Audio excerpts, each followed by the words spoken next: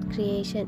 இன்னைக்கு நம்மளோட சேனலில் ஹோட்டலில் மாதிரியே டேஸ்டியான ஒரு சிக்கன் கொத்துவை வீட்டில் நாம் எப்படி செஞ்சு சாப்பிடலாம் அப்படின்றது தான் பார்க்க போகிறோம்.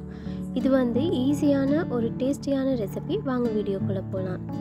சிக்கன் கொத்து பண்ணுறதுக்கு ஃபஸ்ட்டாக நாம் சிக்கன் கிரேவி ரெடி பண்ணிடணும். அதுக்கு நான் 200 கிராம் சிக்கன் எடுத்து நல்லா 2-3 தடவை வாஷ் பண்ணி எடுத்து வச்சுருக்கேன். இதுக்கு நாம் தேவையான மசாலாலாம் ஆட் பண்ணிடலாம். ஃபஸ்ட்டாக 1 டீஸ்பூன் இஞ்சி பூண்டு விழுது சேர்த்துக்கிறோம். அப்புறமா 1 டீஸ்பூன் லெமன் ஜூஸ் சேர்த்துக்கிறலாம். அதோட 1 டீஸ்பூன் போல் சோயா சாஸ் சேர்த்துக்கிறோம். அப்புறமா தேவையான அளவு உப்பு சேர்த்துடலாம். இது எல்லாத்தையும் சேர்த்து நல்லா மிக்ஸ் பண்ணிடலாம். இதை நல்லா மிக்ஸ் பண்ணி ஒரு 10 to 15 மினிட்ஸ் இதை அப்படியே ஊற வச்சுடுவோம். அடுத்ததாக ஒரு சின்ன கடாய் எடுத்துக்கோங்க. அதில் தேவையான அளவு மிளகாய்த்தூள் சேர்த்துக்கோங்க. அப்புறமா கொஞ்சமாக மல்லித்தூள் சேர்த்துக்கோங்க. உங்களுக்கு எவ்வளோ காரம் தேவைன்னு நினைக்கிறீங்களோ அந்த அளவுக்கு நீங்கள் மிளகாய்த்தூள் சேர்த்துக்கிறலாம். இதை மிதமான சூட்டில் வறுத்து எடுத்துடலாம். இது ஒரு கோல்டன் ப்ரௌன் கலராக வரும் வரைக்கும் நல்லா வறுத்து எடுத்துக்கோங்க. அப்போ தான் அந்த சிக்கன் கிரேவி ஒரு கலராக இருக்கும். அடுத்ததாக கிரேவி பண்ணுறதுக்கு ஒரு மீடியம் சைஸ் தக்காளி, அப்புறமா 2 கிராம்பு, 2 ஏலக்காய், 1 துண்டு பட்டை, அப்புறமா மீடியம் சைஸ் வெங்காயம் 1, பச்சை மிளகா 2, கருவேப்பிலை இதெல்லாம் ரெடி பண்ணி வச்சுருக்கேன். கடாயை அடுப்பில் வச்சு எண்ணெய் ஊற்றிடலாம். எண்ணெய் சூடானதும் கொஞ்சமாக சீரகம் சேர்த்துக்கிறோம். அப்புறம் கொஞ்சமாக கடுகும் சேர்த்துக்கிறலாம். இது ரெண்டையும் நல்லா பொரிய விட்டு இது பொரிஞ்ச உடனே கட் பண்ணி வச்சுருக்க வெங்காயத்தை சேர்த்துக்கிறோம். அதுலேயே கருவேப்பிலை, பச்சை மிளகாய் இது எல்லாத்தையும் சேர்த்து மிக்ஸ் பண்ணிடலாம்.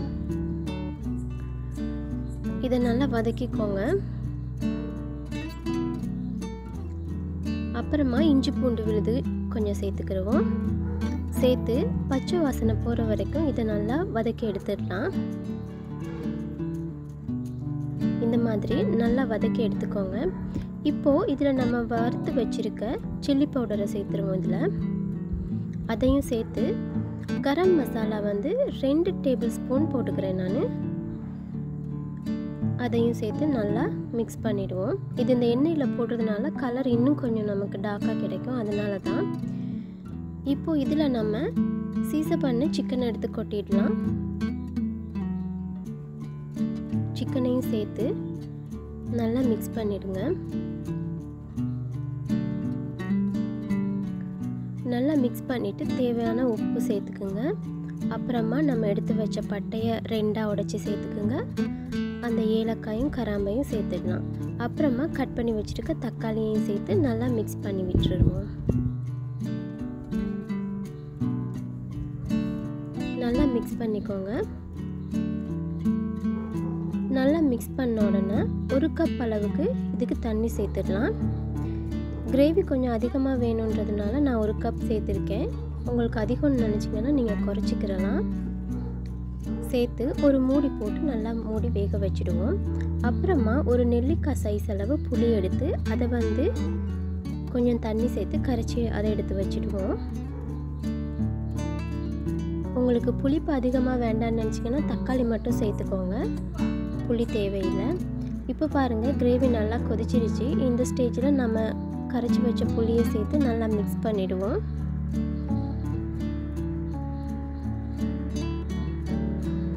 இப்போது கொஞ்சம் கொத்தமல்லி தழை போட்டு ஸ்டவ்வை ஆஃப் பண்ணிடலாம். சூப்பரான சிக்கன் கிரேவி ரெடி ஆகிடுச்சு. பாருங்கள், நல்லாவே ரெடி ஆகிடுச்சு. இதை நம்ம இப்போ கொத்தோடு சேர்த்துக்கத்தான் இருக்குது. இந்த சிக்கனை வேறையாக எடுத்து வச்சுக்கோங்க. அடுத்ததாக கொத்து பண்ணுறதுக்கு நான் 3 கேரட் கட் பண்ணி வச்சுருக்கேன் நீளமாக. அப்புறமா 1 கேப்சிகம் இப்படி நீளமாக கட் பண்ணியிருக்கேன். அப்புறமா ஒரு 200 கிராம் போல் கோவாவும் எடுத்து கட் பண்ணி வச்சுருக்கேன். அதோட கொஞ்சமாக லீக்ஸும் அப்புறம் ஸ்ப்ரிங் ஆனியன் கொஞ்சமும் கட் பண்ணி வச்சுருக்கேன். அதோடு சேர்த்து மீடியம் சைஸ் வெங்காயம் 1, கருவேப்பிலை கொஞ்சம், 2 பச்சை மிளகா, 4 தக்காளி கட் பண்ணியிருக்கேன். அடுத்ததாக சிக்கன் கிரேவியில் இருக்க சிக்கன் எல்லாம் எடுத்து இந்த மாதிரி சின்ன சின்ன பீஸாக உடச்சி வச்சுருக்கேன். நீங்களும் இந்த மாதிரி உடச்சி வச்சுக்கோங்க. இப்போது கொத்து பண்ணுறதுக்கு ரொட்டி நான் ஆல்ரெடி செஞ்சு வச்சுருந்த ரொட்டின்றதுனால எப்படி செஞ்சேன்றதை நான் காட்ட முடியலை. இன்னொரு வீடியோவில் கண்டிப்பாக உங்களுக்கு நான் காட்டுறேன். அந்த ரொட்டியை வந்து பரோட்டாக்கு பிணையிற மாதிரி மாவு பிசைஞ்சு மெல்லிசாக ரொட்டியை சுட்டு இந்த மாதிரி சின்ன சின்னதாக கட் பண்ணி வச்சுருக்கேன்.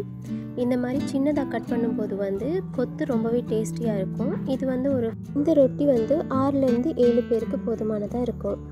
இந்த ரொட்டி வெஜிடபிள் எல்லாத்தையும் சேர்த்து மிக்ஸ் பண்ணக்கூடிய மாதிரி ஒரு கடாயை அடுப்பில் வச்சுக்கலாம். கடாய் சூடானதும் தாராளமாக கொஞ்சம் எண்ணெய் சேர்த்துக்கோங்க. எண்ணெய் சூடானதும் நம்ம கட் பண்ணி வச்சுருக்க வெங்காயத்தை ஃபஸ்ட்டு சேர்த்துடலாம். வெங்காயத்தை சேர்த்து அப்புறமா கருவேப்பிலை, பச்சை மிளகாய் 2ஐயும் சேர்த்துக்கிடுவோம். சேர்த்து இது 3ஐயும் நல்லா வதக்கிடலாம். நல்லா வதக்கிக்கோங்க.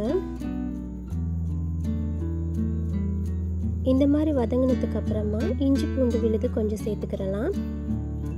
நான் 2 டீஸ்பூன் போல் சேர்த்துக்கிறேன்.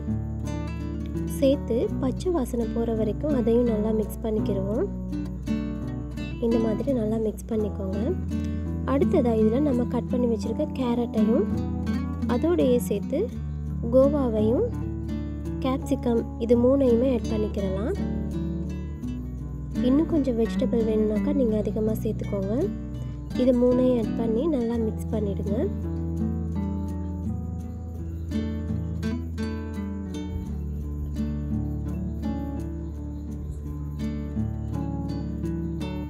இப்போது இது நல்லா மிக்ஸ் ஆகிடுச்சு. இந்த ஸ்டேஜில் 2 டேபிள் ஸ்பூன் போல் சில்லி ஃப்ளேக்ஸ் சேர்த்துக்கிறேன் நான், துண்டு மிளகாய். அப்புறமா கொஞ்சம் மஞ்சள் தூள். இது 2ஐயும் சேர்த்து நல்லா மிக்ஸ் பண்ணிடுவோம். நல்லா மிக்ஸ் பண்ணிவிட்டு அடுத்ததாக லீக்ஸ் எடுத்து சேர்த்துடலாம். அதில் லீக்ஸையும் சேர்த்து மிக்ஸ் பண்ணிடலாம். கேரட் கோவாலாம் ஓரளவுக்கு வெந்த உடனே லீக்ஸை சேர்த்துக்கோங்க. இப்போது தேவையான அளவு உப்பு சேர்த்து நம்ம கட் பண்ணி வச்சுருக்க தக்காளியையும் இதில் சேர்த்துடலாம். சேர்த்து நல்லா மிக்ஸ் பண்ணிவிடுங்க. இதை லைட்டாக இது வெந்த உடனே 3 போல் முட்டை சேர்த்துக்கிடுவோம். முட்டை இன்னும் வேணும்னாக்கா நீங்கள் இன்னும் கொஞ்சம் அதிகமாக சேர்த்துக்கலாம். இல்லை தேவையில்லைன்னு நினச்சிங்கனாக்கா அவாய்ட் பண்ணிடலாம். முட்டையும் சேர்த்து நல்லா மிக்ஸ் பண்ணிவிட்டு இதில் அந்த ஈரத்தன்மை இருக்கும்ல, அந்த மாதிரி ஸ்டேஜில் இருக்கும் போதே நம்ம கட் பண்ணி வச்சுருக்க ரொட்டி எடுத்து அதில் சேர்த்துடுவோம். ரொட்டியை சேர்த்து நல்லா மிக்ஸ் பண்ணிடலாம். இந்த வெஜிடபிளும் அந்த ரொட்டியோட நல்லா மிக்ஸ் ஆக மாதிரி நல்லா மிக்ஸ் பண்ணிக்கோங்க. உங்களுக்கு அடுப்பில் வச்சு செய்ய கஷ்டமாக இருந்தால் கீழே வச்சு செஞ்சு கூட நீங்கள் மறுபடியும் அடுப்பில் எடுத்து வச்சுக்கலாம். நல்லா மிக்ஸ் பண்ணிவிடுங்க. இந்த மாதிரி நல்லா மிக்ஸ் பண்ணிக்கோங்க. பாருங்கள் எவ்வளோ சூப்பராக இருக்குதுன்னு சொல்லி. அடுத்ததாக நம்ம எடுத்து வச்சுருக்க சிக்கனையும் இதில் ஆட் பண்ணிக்கிடுவோம். சிக்கனை சேர்த்துட்டு நம்ம கிரேவி செஞ்சோம்ல, அதில் நமக்கு எவ்வளோ தேவைன்னு நினைக்கிறீங்களோ அந்த அளவுக்கு நம்ம கிரேவியை ஆட் பண்ணிக்கிடலாம். ஆட் பண்ணி நல்லா மிக்ஸ் பண்ணிவிடுவோம். அதை பாருங்கள் சூப்பராக மிக்ஸ் ஆகிடுச்சு. இந்த மாதிரி நீங்கள் வீட்டிலையே இந்த கொத்து செஞ்சு சாப்பிடலாம். சூப்பராக சிக்கன் கொத்து ரெடி ஆகிடுச்சு. இது வந்து ஒரு 6லேருந்து 7 பேர் சாப்பிடக்கூடிய அளவுக்கு தான் நான் செஞ்சுருக்கிறேன். பாருங்கள் பார்க்கவே சூப்பராக இருக்குது.